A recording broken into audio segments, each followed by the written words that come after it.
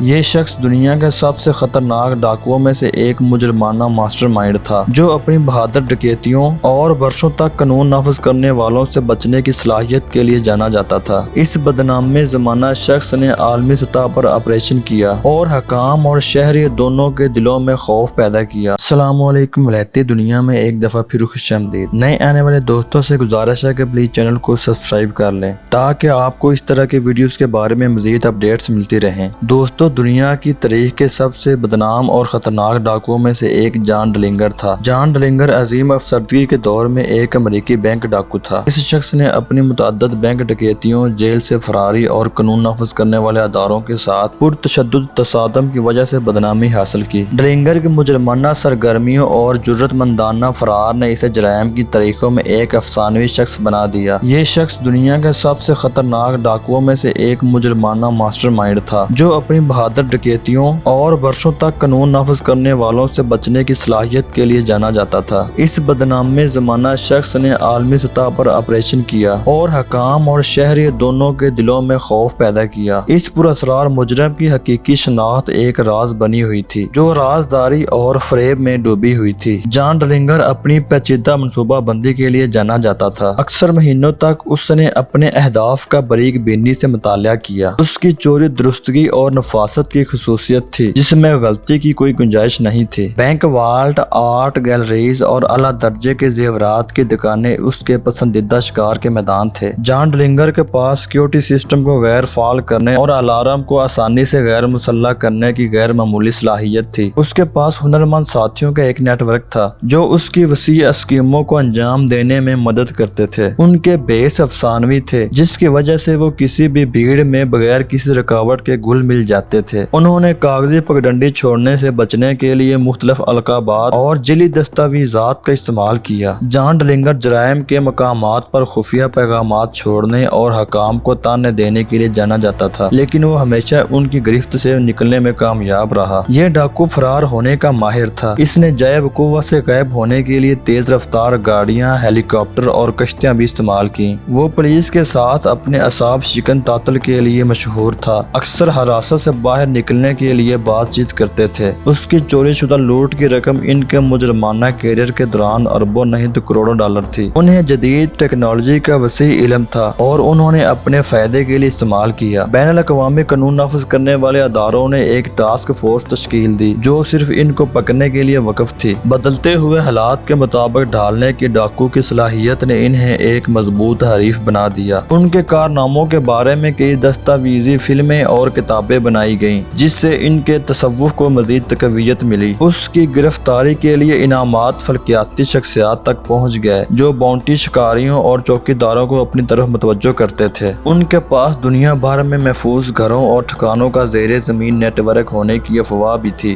جان ڈلنگر ہمیشہ ایک قدم آگے تھا، جس کی وجہ سے حکام کے لیے ان کے اگلے اقدام کی پیشین گوئی کرنا تقریباً ناممکن تھا۔ اس کی بے باکی کی کوئی حد نہیں تھی، کیونکہ انہوں نے ایک بار لاس ویگاس کے دل میں ایک جوئے بازی کے اڈے کو بھی لوٹ لیا تھا۔ سرحدوں کے پار قانون نافذ کرنے والے اداروں نے ان کی گرفتاری کی کوششوں کو مربوط کرنے کے لیے جدوجہد کی۔ جان ڈلنگر کا جرأت مندانہ فرار لیجنڈ کا سامان بن گیا، جو کاپی کیٹ مجرموں کو متاثر کرتا تھا۔ انٹرپول نے ایک ریڈ نوٹس جاری کیا، جس میں انہیں اعلیٰ ترجیحی بین الاقوامی مفرور قرار دیا گیا تھا۔ ان کو پکڑنے کی بھرپور کوششوں کے باوجود خطرناک ڈاکو جان ڈلنگر فرار ہی رہا۔ وہ بالآخر 1934 میں شکاگو میں بایوگراف تھیٹر کے باہر فائرنگ کے تبادلے میں قانون نافذ کرنے والے اداروں کے ہاتھوں مارا گیا۔ دوستو، امید ہے آپ کو ویڈیو پسند آئی ہوگی۔ ملتے ہیں نیکسٹ ویڈیو میں، تب تک کے لیے اللہ حافظ۔